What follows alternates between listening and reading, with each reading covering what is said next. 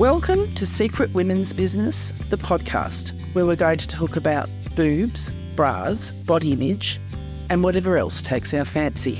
I'm a woman of a certain age. Hi, it's Pauline here, age 63, and Dominic, age 60, and pull up a chair, close your eyes, and listen as we discuss what? Let's talk about sex, baby. Let's talk about you and me. Well, maybe not you and me, but we'll talk about our issues. That'd be too freaking weird, right? So there are differences, even though we're only 3 years apart, in sex for us, because I've been married for 32 years and Dominic has been single for 5? Yeah, coming up to 5 years. Yeah. And we approach sex in different ways. You can say that. Yeah. Well, basically, you know, it's not like they do it differently, but sex means different things for us because I've been married for 32 years and seduction techniques change. Yeah, it's a weird world out there. Yeah. The whole issue of consent makes it really weird. Blokes don't actually know what to say or what to do, or should they lean in for a kiss, or should they ask? Yeah. Whereas my husband, God love him, his idea of asking for consent is, are you busy? I didn't need to know that. But now the whole world does. Yeah. Well, you know, there's no secrets here. But well, that's the whole point, right? Yeah. Secret women's business where there are no secrets. Yeah. Well, that's the whole thing. And because I'm on the dating scene, Yeah, okay. it's diabolical to me. Yeah, but, you know, it might be a while since you've had sex. Mm-hmm. However, you do No comment. Yeah. However, you do understand that it's not like wearing earrings. Oh, really? Okay, so hang on. If you don't wear earrings for 2 months, your hole closes up. Oh, you think I'm worried that that's going to close up? Yeah. I hadn't thought about that. No. That's not what happens, which means that it doesn't matter how long you have or haven't had sex for. You get into it and you get into it. But here's the funny thing that's happened to me at this age is I have sexual desires that I haven't had before, which is... Oh, do tell. Is that weird? No. No, I'm not going to be specific. No, I just mean I actually really want to have sex. It's just finding a bloke that I fancy enough to have with. Oh, well, yeah, that's a different thing altogether. That's not sexual desires that you haven't had before. You've had them before, but it's been a while since you've had them. Well, yes, but my sex drive is different now than it ever was, even before menopause and before children or after children or anything. I have more of a sex drive now than I've ever had in my life. Now, that's weird. No, well, it is and it isn't because, you know, they always talk about women who are menopausal and they have no sex drive. Oh, it's one of the words in my song, right? Yeah. Night sweats, no sex. Yeah, Tits. but one of the words. But I've had customers in the shop who say since they've gone into menopause, all they want is sex. And they just I'm go just crazy. raising my hand up here. Yeah. And they, not just that they want sex, but they want it all the time. And their husbands who had sort of settled into this not much sex, thank you very much, I've got a bag and I'm not interested anymore, all of a sudden are getting accosted by their wives all the time. And they don't know what to do. And the tables have turned. Oh, yes, women power. Yeah, somewhat. Yeah, but, you know, and they're sort of trying to figure it out as well. But this is what life is for all of us. We're always trying to figure out where we are, what stage we're at, and how to deal with it. Yeah, and look, it's frustrating for me, and I mean that in both ways. It's a matter of finding somebody that I'm attracted to enough to want to do that, but also with women that have lost their libido, that's really tough too because they feel guilty. Yeah. Yeah, Have you found that? I talk to them and they say they feel really bad for their husbands. Yeah, but then there are some husbands who are thrilled about it because they've also, at this age, are unable to perform. Or they won't get the little pill. They'll get the little pills and, you know, but there's sort of like, you know, what are we calling it? Low alcohol wine? Why bother? But no, we know why we should bother because it's actually part of intimacy. Yeah, but also, and there's health issues to do with Viagra as well because people with high blood pressure and all sorts of things, it's fraught. There's also, we have these ridiculous body image issues. So that's the other thing. That's the thing for me because I have a few little body issues, and mostly I worry about my tummy because it's a bit flabby, and I've had a bad cough lately, so I've had to take some strong medication, and it swells up a bit more, and then I feel crappy about myself. And I had dinner with a bloke the other night, and I would have liked to have taken him home, but I suddenly was just full of emotions about my body and couldn't do it. Well, that's silly. Yeah, yes, you're probably right. Because I think as many problems you have with your body, he's got with his. Oh, yeah, he was no oil painting. No, exactly. And men have different kind of performance anxiety. We just have to lie there and think of England, and they have to actually do something. Yeah, and yes, and that's a difficult one. I was going to say that's a hard one. Well, maybe yeah, we not. live in hope. But the point is that everybody's got insecurities. So there's a couple of things that are important here. There's medical issues for both men and women. So seek medical advice if that's an issue for you. Yeah. The other one is stop looking in the mirror. Oh, well, my bathroom mirror only goes up to my shoulders, and that's not so bad, except it just makes my double chin look bigger. I have to go and have a look. I hadn't noticed. Yeah. But I'm a little bit taller than Pauline. Yeah. Actually, a lot taller.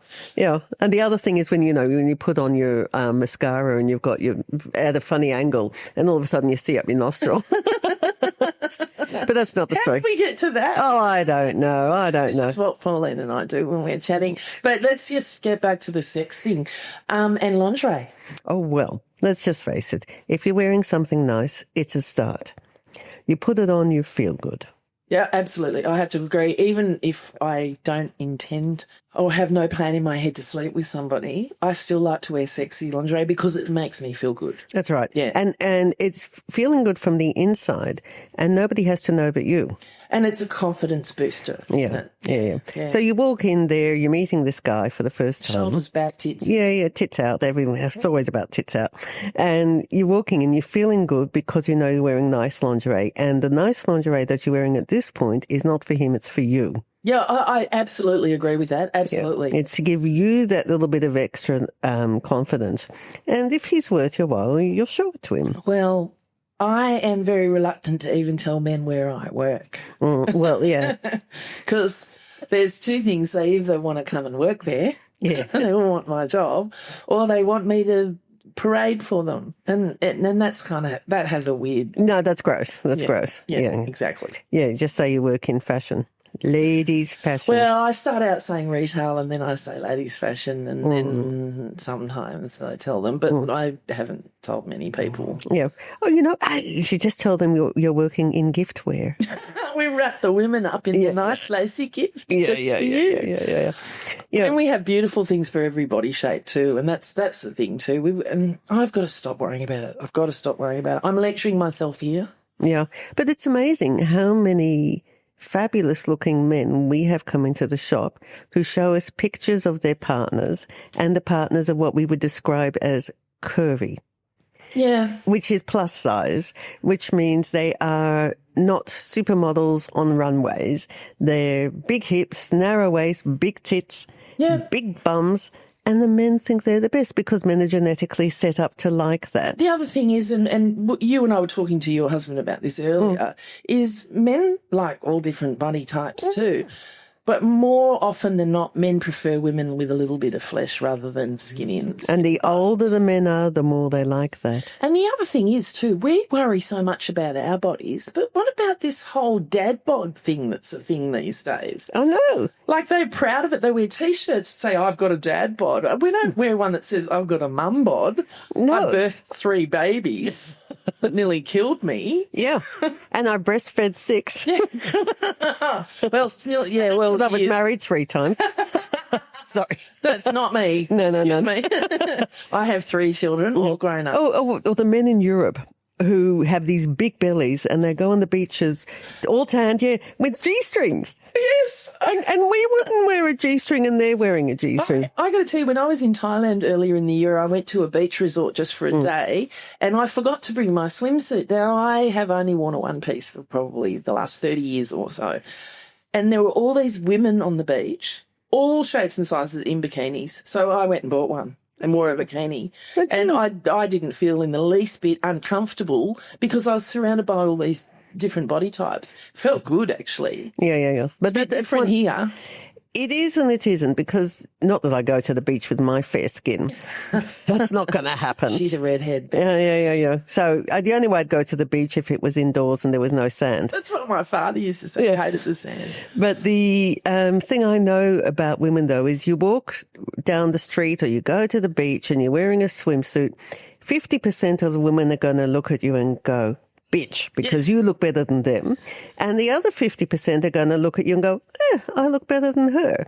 So it doesn't matter. Yeah, you're probably absolutely It right. doesn't matter. And any woman who walks on the street or anywhere with confidence is the sexiest and most fabulous woman you'll ever see. So there's a lot of building sites around Crow's Nest, and I walk to work nearly all the time. And there's this building site I walked past a lot, and I'd always say hello to the guys, and they'd always make room for me to walk down the footpath. And one day when I was walking down, they all stood back in a line and woof whistled me. Now, I could take that as an offence. I was really kind of chuffed that they bothered. And I turned around when I got walked past them and curtsied. I had a complete idiot of myself. But it was really flattering. I mean, I'm 60. Yeah, but why is it when a man tells you look nice, question it. Yeah, well, we're going off the sex thing here, but we're just meander as we do. But the point is not that. The point is we have to actually also, as women, understand that we do look nice because we're smiling. And there's nothing sexier. That's the best curve on your face is the one that you have when you smile. That's your best curve. That's it. And when you smile, you're sexy. That is sexy. And when you feel good about yourself because you're smiling, then you are sexy. And that's all the confidence thing you need. And that doesn't matter if you're 15 or you're 50. Yeah. Yes, you're absolutely right. Oh, yeah, confidence is the big one. That's the big one. And confidence in itself is sexy, but confidence and a smile, that's the whole deal. Yeah, absolutely. And this got this silly fashion thing with the pouts. They're meant to make a girl look sexy. They look like ducks. Yeah, ducks. Ridiculous. Pauline's trying to do it. Doesn't look good. No, it looks stupid. And so do they. And that's not sexy. A smile is sexy. Yeah, that's exactly right. And, you can package anything up in some beautiful lingerie and make a woman feel really, really good about herself. And then she might be ready to make the first move. Yeah. Maybe that's something we should talk about. Who makes the first move, Pauline? I don't know how that works anymore. Oh, I've forgotten because it's 32 years old and all I have to be is not busy. Yes, well. So anyway, you know what to do. Like and subscribe and have a great day. Bye. Really and truly.